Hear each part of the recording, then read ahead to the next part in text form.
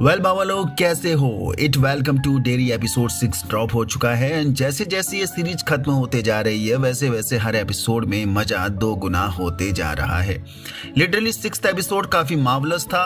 मजा आया मार्ज और रिच की लव केमिस्ट्री को देखकर। ऑल्सो अपने रिच लॉन्डे ने क्या सॉलिड ड्रम बजाया है एंड हमारा शक सही गया। इंग्रिड कर्स ही अपने बॉब ग्रे उर्फ पेनीवाइज की बेटी है, जिसपे हमें थ्योरीज बनाते आ रहे थे एंड अब इंग्रिड कर्स और भी बवाल करने वाली है 7th episode and last 8th episode में भी।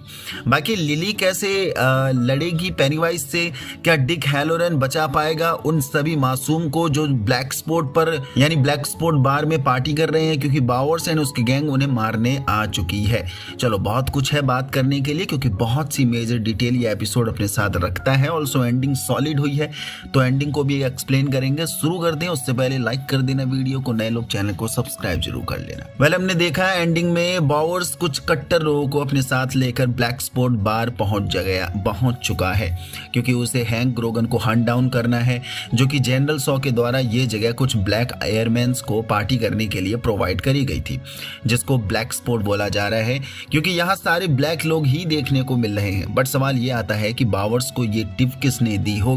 जहां अभी के लिए मेरी रडार में सिर्फ एक ही नाम आ रहा है, वो है इंग्रिड कर्स, क्योंकि हैंक ग्रोगन की लोकेशन या शार्लेट हैनलन को पता है या उसके बेटे विल को पता है एंड वी नो दैट कि इंग्रिड कर्स भी जानती है, क्योंकि अपने प्रेमी को छुपाने के लिए शार्लेट की मदद कर्स ने ही तो ली थी at the end episode 5th के। तो इंग्रिड कर्स के अलावा और कोई नहीं होगा बावर्स को हैंक ग्रोगन की लोकेशन टिप देने वाला। ऑल्सो हमने देखा इंग्रिड कर्स ही पेनीवाइज की बेटी है, जो कि अपने फादर को गलू के कर्स से आजाद करने के लिए मरी जा रही है। ऑल्सो अपने बाप की एक झलक पाने के लिए वो कुछ भी करने को तैयार है, जो खुद ही इंग्रिड ने बोला है इस वाले एपिसोड में। बाकी इंग्रिड पर आगे और बात करेंगे। सो क्या ये वही मोमेंट होगा या होने वाला है जो 1962 में बिग इवेंट हुआ है, ब्लैक स्पॉट मैसेकर, जहां बहुत से ब्लैक पीपल्स को घर में बंद करके जला दिया गया था जिंदा ही, जिसका नाइटमेयर माइक को भी आता है, जो हमने इट चैप्टर 1 मूवी में देखा था, वो लोगों को जलने वाला ड्रामा।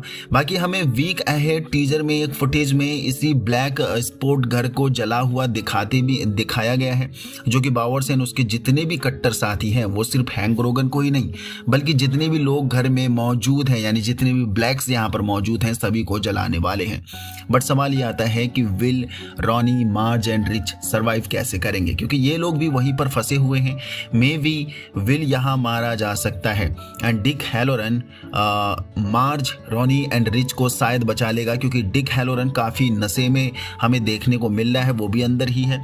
ऑल्सो एपिसोड के एंड में हमें इंग्रिड कर्स भी अपना कॉस्ट्यूम पहनते दिख रही है, जो कि लेडी क्लाउन कॉस्ट्यूम है। तो इंग्रिड कर्स का ही ये प्लान तो नहीं था एंड इंग्रिड कर्स का हैंक को अपने साथ अफेयर में लाने के पीछे पर्पस भी शायद इंग्रिड कर्स का यही होने वाला है, क्योंकि इंग्रिड नोज सारे वाइट पीपल ब्लैक से नफरत करते हैं एंड एक दिन ऐसा आएगा कि सारे वाइट पीपल्स मास में ब्लैक्स को मारेंगे यानी मैसेकर करेंगे एंड वो मोमेंट अब इंग्रिड के सामने ब्लैक स्पॉट लोकेशन में बन रहा है।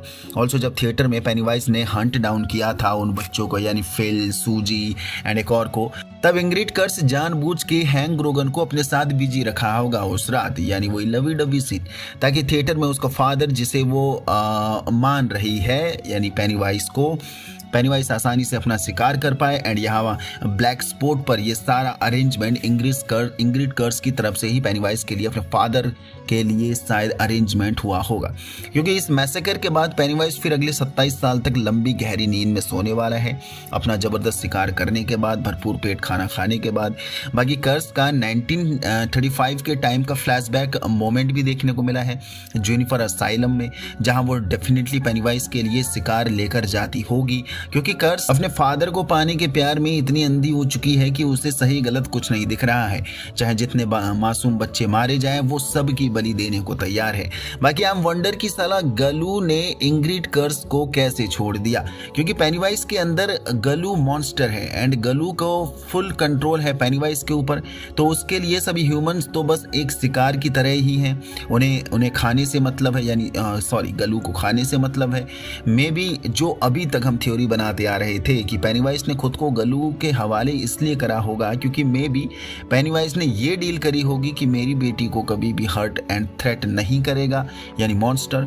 सो दैट्स वाई गलू ने कर्स पर हमला नहीं किया होगा इसके तहत, द डील के तहत। लेकिन उसके बाद जब 1935 में इंग्रिड को पता चला कि उसका फादर जिंदा है, हालांकि वो जिंदा नहीं है, बट कर्स को यही लगता है। एंड फ्रॉम दैट पॉइंट कर्स को यही समझ में आ रहा है कि एक मॉन्स्टर ने उसके फादर के ऊपर कब्जा कर लिया है, जो उससे ये सारे काम करवा रहा है। So from that point may be गलू बाप के प्यार में अंधी इंग्रिड को अब आसानी से असिस्टेंट के रूप में इस्तेमाल कर रहा होगा। उसके फादर लव इमोशन का भरपूर फायदा उठा रहा होगा, जिसका मे बी सिंपल ये कहना होगा कि तू मेरा कहना मान और मैं तेरे फादर को आजाद कर दूंगा, जो कि उसकी अभी तक की ये डिमांड होगी कि एट द एंड मुझे बल्क में ह्यूमंस चाहिए होंगे, जो कि 1935 में ब्रैडली गैंग मैसेकर के तहत गलू ने भरपूर खाना खाया होगा सभी को मारकर, एंड देन फिर सो गया 27 साल तक। एंड नाउ 1962 में वो फिर जागा है एंड ब्लैक स्पॉट इवेंट के बाद वो भरपूर खाना खाने वाला है, क्योंकि बल्क में लोग यहाँ मारे जाएंगे, जो कि इंग्रिड कर्स के द्वारा ही ये सारा करा धारा देखने को मिल रहा है।